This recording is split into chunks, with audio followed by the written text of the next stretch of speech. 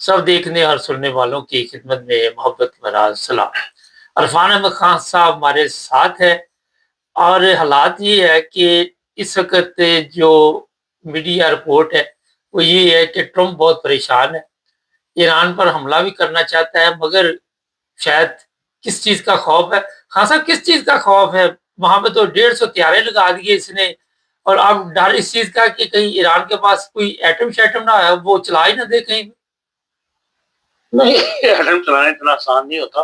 خصوصاً چھوٹے ملکوں کے لیے، اور امریکہ جیسی طاقتیں جو ہیں وہ چلا سکتی ہیں، لیکن عام چھوٹے ملک جو ہیں ان کے لیے جو ملک کی حالات ہیں، جو معیشت کی صورتحال ہے، جن حالات میں گھرا ہوا ہے ایران، وہ درمیانی رستہ ہی پیدا کرنے کی کوشش کر رہا ہے۔ ٹرمپ صاحب کو جو ہے نا سٹپٹائے ہوئے اس لیے ہیں کہ جو کچھ انہوں نے اب تک کیا ہے انہیں بڑا کانفیڈنس اپنے اوپر کہ وہ جو چاہیں گے وہ کر لیں گے، اور جس طرح وہ دھمکا رہے تھے ایران کو، ان کے خیال یہی تھا کہ ایران ان دھمکیوں کے نیچے آ جائے گا، لیکن ایران نے تمام تر دھمکیوں کو جو ہے نظر انداز بھی نہیں کیا، لیکن ان کو اس طرح پایا تکمیل تک بھی نہیں پہنچانے دیا اس پروگرام کو جو وہ لے کے چلے تھے۔ ہر معاملے میں انہوں نے اپنی پالیسی جو ہے وہ ہمارے مطلب بیان کی ہے، اور ان کو آنکھیں بند کر کے ٹرمپ صاحب کی پالیسی پر عمل کرنے کی یا اس کے مطابق چلنے کے لیے ایران کی حکومت تیار نہیں ہے۔ ابھی تک دنیا بھی حیران ہے کہ ایران فل کانفیڈنس کے ساتھ جو ہے وہ مقابلہ کر رہا ہے سیاسی طور پر دنیا کا، خالی ٹرمپ نہیں ہے، دنیا جو باقی دنیا ہے وہ بھی کوئی ایران کا ساتھ نہیں دے رہی، اور حتیٰ کہ جو اس کے قریبی ممالک ہیں یو اے ای وغیرہ، یہ بھی اس کا اس طرح ساتھ نہیں دے رہے۔ تو اگر ایران کا اس مطلب امریکہ کا بھی اس طرح ساتھ نہیں دے رہا ہے جس طرح امریکہ کی توقع تھی، لیکن ایران کا بھی اس طرح ساتھ نہیں دے رہا جس طرح کہ ایسے برادر اسلامی ملک اس کو ہونا چاہیے۔ اور یہ دیکھ لیں کہ اسی لیے سب سے زیادہ پاکستان کو تنقید ہو رہی ہے، جو وہاں پر پیس بورڈ کے اندر پہنچ گیا تھا، اور پیس بورڈ کا جو رزلٹ نکلنا ہے وہ اب دنیا کو نظر آنا شروع ہو گیا کہ یونائٹڈ نیشن کو نظر انداز کر کے کبھی دنیا تیار نہیں ہے کہ یونائٹڈ نیشن کی پالیسیوں سے ہٹ کے یونائٹڈ کو ایک طرف رکھ کے ٹرمپ کی پالیسیز کے مطابق چلا جائے۔ کسی یورپین بڑے ملک نے یا G7 کے ممالک میں سے کسی نے اس کا ساتھ نہیں دیا، جو دنیا کو لے کے چل رہے ہیں اصل میں تو دنیا کو G7 ہی لے کے چل رہا ہے معاشی طور پر۔ تو اس لحاظ سے ان کی تقریر کے اندر غصہ بھی تھا جو انہوں نے خطاب کیا ہے، ایک تو بہت لمبا خطاب کیا، عام طور پر امریکن کے اندر اس میں یہ خطاب جو اتنا لمبا نہیں ہوتا، اور پھر انہوں نے اپنی ناکامیوں کا بھی اعتراف کیا ہے، دھمکیوں کا بھی ذکر کیا ہے کہ جو وہ چاہتے ہیں وہ یہ ہے اور وہ نہیں کر حاصل ہو سکا۔ بہرحال اس کے بعد ان کو کوئی ایسی اپریسیشن نہیں ملی جو عام طور پہ اس خطاب کے بعد امریکن صدر کو ملا کرتی ہے۔ ڈیموکریٹک کی طرف سے ملی نہیں تھی، لیکن ریپبلکنس کی طرف سے بھی بہت بعض ریپبلکنس ان کے خلاف اٹھ کھڑے ہوئے اور انہوں نے اس کو ریجیکٹ کیا ہے، ان کے پاس نظریات کو یا ان کی پاس پالیسیز کو۔ اس لیے ٹرمپ صاحب کو غصہ ہے، اور ایران جو ہے وہ بہرحال اس طرف تو آگے ہے، وہ کہتا ہے کہ جب ایٹم ہم نہیں بنا رہے، نیوکلیئر ویپنس ہم نہیں بنا رہے، نہ بنائیں گے، یہ لکھ کر دینے کے لیے تیار ہے۔ اس کے بعد پھر کوئی جواز نہیں بنتا کہ بھئی امریکہ کے خلاف، ایران کے خلاف کسی قسم کا اقدام اٹھایا جائے۔ یہ تو پھر دھاندلی ہے کہ وہ آپ کو رگیم صرف وہاں کی حکومت کو تبدیل کرنا چاہتے ہیں، تو پھر آپ ایسا رویہ اختیار کر لیں کہ بھئی حکومت جو ہے اس سے جان چھڑائی جائے، اس کے لیے حملہ کیا جائے، اس کے پاس اکابرین جو ہیں ان کو ٹھکانوں پر بیماری کر کے ان کو ختم کر دیا جائے تاکہ وہاں پہ آپ اپنی مرضی کی حکومت لا سکیں۔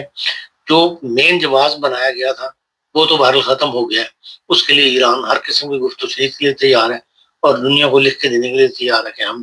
نیوکلیئر جو ہے وہ اسلحہ نہیں بنائیں گے۔ تو بہرحال یہ اب تک کی صورتحال ہے جس کی وجہ سے ایران میں ٹرمپ صاحب کو اپنی پالیسیز کے اندر ناکامی کا سامنا کرنا پڑ رہا ہے۔ خاص ایران ایٹمی طاقت نہیں ہے یا وہ نہیں بنے گا، لیکن جن ممالک پہ بھی امریکہ نے حملہ کیا اس کو پہلے پتا تھا کہ ان کے پاس کچھ نہیں ہے اور تباہ برباد کر دیا، لیکن یہاں پہ کوئی خوف کی وجہ ہو سکتی ہے ویسے کہ ابھی تک وہاں دو بیڑی بیڑے لگا کے اتنی بڑی طاقت جمع کرنے کے باوجود بھی امریکہ جو ہے وہ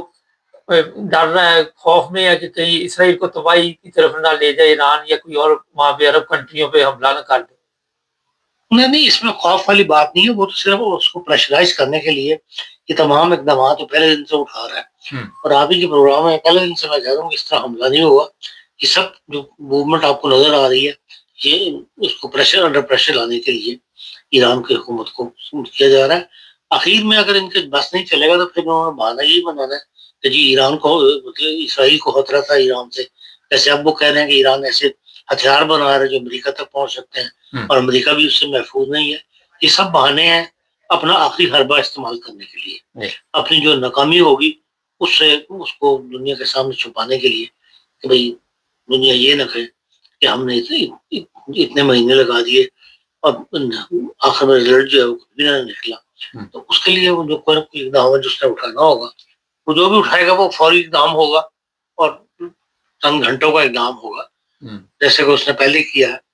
اور اسی کے لیے یہ ساری کارروائی جو کی جا رہی ہے. جی اچھا, تھوڑا سا پاکستان میں جو دہشت گردی کی وارداتیں ہو رہی ہیں, پاکستان نے بھی افغانستان پہ حملہ کیا اور بمباری کی, اس کے بعد بھی کوئی خبریں اچھی نہیں پاکستان سے آ رہی. خان صاحب, آپ سمجھتے ہیں کہ یہ دہشت گردی جو ہے ہمارے گلے پڑی ہوئی اس وقت, اس سے جان چھوٹنے کے امکانات آنے والے دنوں میں ہیں, یا اسی طرح پھر لوگ ہمارے بھی جو ہے قربانی دیتے رہیں گے؟ دیکھیں, ساری پاکستان کے اندر تمام ٹی وی چینلز پر جو ڈسکشنز ہو رہی ہیں, جو سیاستدان ہیں وہ بھی یہ بات کہہ رہے ہیں, اور جو دانشور طبقہ ہے وہ بھی یہ بات کہہ رہا ہے, اور ملک کے جو معروف صحافی ہیں وہ بھی یہ بات کہہ رہے ہیں کہ اس جنگ کو ہم اس قسم کی حرکات سے پھیلائیں گے. اور پھیلانا کسی صورت میں ہی نہ پاکستان کی حق میں ہے نہ افغانستان میں حق میں. اخیر آپ کو گفت و شنید پر ہی آنا پڑے گا, اور گفت و شنید ہی اس کے اندر اس کا حل نکالے گا, سیاسی طور پر اس کا حل نکالا جائے گا. اگر افغانستان کی طرف سے ضد دکھائی جا رہی ہے, اس ضد کو بھی سیاسی حل پریشرائز کرنے کے لیے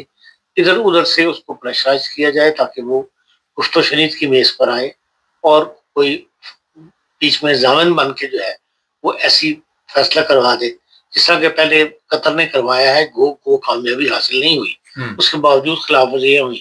اب بھی جو اچانک لندن سے واپسی کے اوپر بیچ میں رکے ہیں وزیر اعظم صاحب قطر کے اندر, وہ یہی ہے کہ قطر ہی ایک ملک ہے جس کا افغانستان کے اوپر اثر ہے, جن کی وہ بات سنتے ہیں. تو اس لیے دوبارہ کوشش تو لگتا تھا ایسی کوشش شروع کر دی گئی ہے کہ بھائی افغانستان کو سمجھایا جائے, لیکن اگر یہ جنگ بڑی تو اس کا جو ملک کے اندر رد عمل ہے اس سے بہت زیادہ پاکستانی جو ہے خائف ہیں, کیونکہ آپ کو پتہ ہے کہ تمام تر بزنس بڑے بڑے جو ہیں جس میں جو اسٹریٹ کا بزنس ہے اس کے اوپر افغانی بہت زیادہ پاکستان میں چھائے ہوئے ہیں. اگر افغانی بگڑ گئے جو ان کے ساتھ آپس میں کلیش صورتحال پیدا ہوگی تو ملک کے اندر جو کچھ ہوگا اس کے مطلب خوف سے اور ڈر سے جو ہے دنیا کانپ اٹھتی ہے. آپ یہاں اسٹریٹ کے اوپر لوگوں سے گفتگو کر کے دیکھیں, جہاں جائیں آپ اس مسئلے کو چھیڑ کے دیکھیں تو لوگ واقعی خوف زدہ ہیں کہ بھئی پاکستان جو ہے اس میں جنگ نہیں ہوئی, افغانیوں کے ساتھ ہمیں کوئی نہ کوئی صلح کرنی چاہیے, افغانستان کے ساتھ ہمارے حالات جو ہے وہ خراب نہیں ہونے چاہیے. جو دشمنی ہماری انڈیا کے ساتھ ہے اس کے لیے ہمیں اتنی پرواہ نہیں ہے, لیکن افغانستان کے ساتھ ہمارے تعلقات جو ہیں وہ خراب نہیں ہونے چاہیے, اس کا کوئی نہ کوئی سیاسی حل ڈھونڈنا چاہیے. لیکن جن کے ہاتھ میں پاور ہے وہ ابھی تک سیاسی حل ڈھونڈنے کی طرف نہیں آ رہے. ایک ٹرمپ کا بیان سوشل میڈیا پہ چل رہا تھا انڈیا پاکستان کے حوالے سے, بار بار اس چیز کا ذکر کیا جا رہا ہے کہ میں نے یہ جنگ رکوائی ورنہ بہت دنیا مر جانی تھی, پاکستان کا وزیر اعظم اس کو بھی نقصان پہنچ سکتا تھا. ایک طرف کہہ رہا ہے 11 ہتھیارے گرا دیے, تو مقصد کیا ہے کہ ہر جگہ پہ جا کے یہی باتیں کرنے کا؟ یہ تو ٹرمپ صاحب اپنے آپ کو شو کر رہے ہیں دنیا کے اندر کہ دنیا کا جس وقت میں ہی لیڈر ہوں, اور جہاں میں جو چاہتا ہوں جہاں لڑائی ہے وہاں صلح کروانا چاہوں صلح کروا دیتا ہوں, جہاں بھی دو تنازعات پیدا ہوتے ہیں اس کو حل کرنے میں میرا ایک کردار ہے, وہ اپنے طور پر نمایاں کر رہے ہیں. لیکن جو سروے رپورٹس آ رہی ہیں امریکہ کے ساتھ انسائڈ امریکہ میں, وہاں تو ان کی جو ہے گراف گر رہا ہے مقبولیت کا. خاص پاکستان میں جو موجودہ حالات ہے کوئی آپ نے دیکھا وہاں پہ سیاسی طور پہ لوگ مطمئن ہیں جو وہاں پہ اس وقت زندگی گزار رہے ہیں؟ نہیں جی, سیاسی طور پہ تو کوئی بھی مطمئن نہیں ہے, نہ جو عام کارکن آپ کہہ سکتے ہیں نا, عام لوگ جو ہیں جن سے آپ گفتگو کر کے دیکھیں تو کوئی بھی آپ کو ایک مطمئن نظر نہیں آتا. یہ جو سیاسی جنگ چل رہی ہے, جو سیاسی لڑائی چل رہی ہے, اس کے ساری دنیا خلاف ہے. پیپلز پارٹی کے کارکن کے خلاف ہے, نون لیگ کے کارکن کے خلاف ہے, تحریک انصاف کو دوسری پارٹیوں والے بھی جو ہے یہ جنگ نہیں چاہتے. لیکن یہ جنگ جس وجہ سے ہو رہی ہے, جن طاقتوں کی وجہ سے ہو رہی ہے, اب دنیا ان کے خلاف کھل کے بولتی ہے, کھل کے بات کرتی ہے. اور یہ ایک جسے کہنا چاہیے کلیش کی صورتحال جو ہے وہ پیدا ہو رہی ہے کہ ایک ملک کے اتنے بڑے ادارے کے خلاف جو ہے اگر عوام اس طرح اپنی نفرت کا اظہار کریں یا ان کے منفی رویے ان کو طرز عمل کو ایک منفی طرز عمل کے طور پر لیں تو اس کا جو آئندہ رزلٹ نکلنے کا جو ہے کوئی ملک کے لیے اچھی بات نہیں ہے. ناظر یہ بتائیے کہ ایک رپورٹ پچھلے دن جاری ہوئی, شاید آپ کی نظر سے گزری نہیں یا گزری ہوگی, مہنگائی, غربت, فرض کریں غربت میں اضافہ ہوا پاکستان میں. آپ کیا دیکھتے ہیں کہ باقی لوگ وہاں پہ غریب ہیں, ریسٹورینٹ وغیرہ ہر جگہ تو بڑے ہوتے ہیں, وہاں پہ جو بھی لائنیں لگی ہوتی کھانے پینے کی لوگوں کی, لیکن جو 2 کروڑ بندے بتائے جاتے ہیں کہ وہ سطح غربت سے نیچے زندگی بسر رہے ہیں, وہ واقعی بہت برے حالات میں. اچھا, آپ کہیں گاڑی پارک کر کے دیکھ لیں, ایک دم جھمگٹا آپ کو پہنچتا ہے. عورتیں ہیں جو گودوں میں بچے اٹھائے ہوئے ہیں, پتہ نہیں کہاں سے وہ ایک دم آپ کو پر حملہ آور ہوتی ہے. اور اس طرح یہاں مانگنے میں کوئی مطلب لوگوں کو آر نہیں ہے. ان حالات کو ملک جو پہنچا ہوا ہے. لیکن دوسری طرف وہ لوگ ہیں جن کے پاس بے پناہ پیسہ ہے جس کا کوئی حساب نہیں. اسی طرح ریسٹورینٹس آباد ہے, سستی سے سستی افطاری جو ہے وہ بھی 2500 روپے کی ہے یہاں پہ, اور وہ دیکھ لیں افطاری کے ٹائم پہ بھرے ہوئے ہوتے ہیں وہ ریسٹورینٹس ہمارے جو. خاصا یہ جو بڑی آپ نے بات بتائی کہ سستی سے سستی 2500 روپے کی اور لوگ وہاں پہ پہنچے ہوتے ہیں, اور یہ 2 کروڑ لوگ تو بےچارے میرا جو مانگنے والے ہیں, جو غریب لوگ ہیں, جس طرح صبح کھا لی جب شام کو پتہ نہیں ہوتا, یا کسی پہ افطاری پارٹی پہ چلے گئے, کسی نے دعوت دے دی, یا جہاں پہ فری مل رہی ہو, اس طرح زندگی گزار رہے. لیکن اس پر کوئی گورنمنٹ ایکشن لے رہی کہ ان غریب لوگوں کی بھی زندگی سدھر جائے؟ لیکن ایک مستقل پالیسیز والی کی جیسے کہتے ہیں نا, وہ کوئی یہاں صورتحال نہیں ہے. یہاں وقتی طور کے اوپر اب جو رمضان پیکج نکالے ہوئے ہیں, جو سینٹرل گورنمنٹ نے نکالا ہے وہ 13,000 روپے کا ہے, جو مریم پنجاب گورنمنٹ نے نکالا ہے وہ 10,000 روپے کا ہے. اب وہ جو کہتے ہیں تو وہاں کہ ہم 2 کروڑ بندوں کو یہ پیکج دے رہے ہیں, اس کا کیا سسٹم ہے, اس کو چوز کیسے کرتے ہیں, وہ معاملات ابھی ہمیں سمجھ میں نہیں آتا. اس لیے کہ باہر نکلو تو مانگنے والوں کی جس سے کہنا چاہیے قطاروں کی صورت میں لوگ آپ کو ملتے ہیں. کسی چوک پہ کھڑے ہو جائیں گے, رستے چلتے دیکھ لیں یہ کون لوگ ہیں, ان کو کیسے پیمنٹ دی جا رہی ہے. اشتہار بازی بہت بہت زیادہ اشتہار بازی ہے. ٹی وی کے اندر ہر 5 منٹ کے بعد اشتہار آ جاتا ہے, سینٹرل گورنمنٹ کا بھی اور پنجاب گورنمنٹ کا بھی, کہ جی ہم 36 ارب روپے سینٹرل گورنمنٹ نے رمضان پیکج کا رکھا ہوا ہے. 36 ارب روپے کا تو بہت بڑی رقم ہے, چھوٹی رقم نہیں ہے. اب کن لوگوں کو دیا جا رہا ہے اللہ عالم, لیکن غربت جو ہے وہ جسے کہتے ہیں نا پچھڑی ہوئی ہے پاکستان کے اندر, آپ کو نظر آتی. بہت شکریہ خان صاحب. اچھا جی, غربت, وہ خان صاحب نے کہا کہ فقیر اتنے ہیں وہاں پہ. میں جب فرسٹ ٹائم پاکستان گیا شاید 96 میں, 96 میں گیا تھا, تو وہاں پہ ایئرپورٹ سے جیسے لاہور باہر نکلے وہ اتنا فقیر, جہاں جاؤ فقیر, ہر جگہ پہ گاڑی کی ارد گرد لو جی. میں نے حساب لگایا کہ اگر یہاں پہ یہ سب فقیروں کو آپ پیسے دیتے رہے نا, تو بعد میں آپ بھی ان میں شامل ہو جائیں گے مانگنے والوں. جو بات بتانے والی ہے کہ سوشل میڈیا وہاں پہ فقیر مانگنے والے, شرم آتی ہے کئی دفعہ. ابھی آپ نے کسی کے ساتھ ہیلو ہیلو کی نہیں, ساتھ ہی مجھے کچھ بھیج دے,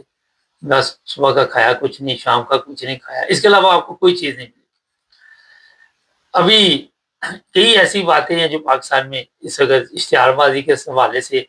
جو پیسہ آپ اشتہاروں پہ لگا رہے ہیں وہ غریبوں کو دیں. اب اشتہاروں سے ملک تو نہیں چلتے, یہاں پہ بینیفٹ سسٹم میں ہر چیز ہے, لیکن کسی کی فوٹو نہیں, کسی کی تصویر نہیں, کوئی لین دین نہیں, سسٹم چلایا جا رہا. میں جو چیز میں کہنا چاہ رہا ہوں آپ سمجھ چکے ہوں گے, کچھ احتیاط سے ہمیں بات کرنی پڑتی ہے, مگر اس طرح توجہ کوئی نہیں دے گا. چینل کو سبسکرائب کریں, جڑے